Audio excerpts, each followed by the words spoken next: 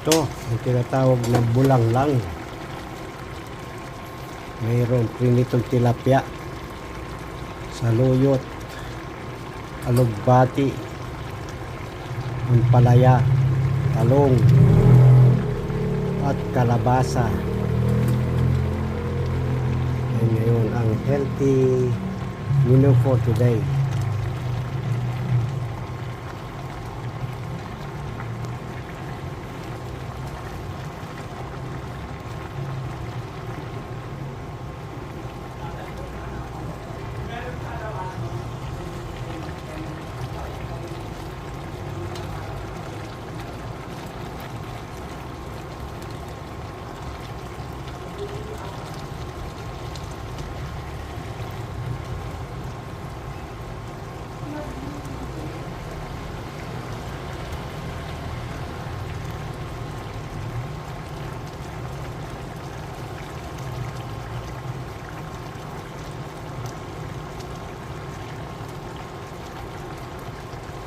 Yan, tapos na. Pwede lang kainin.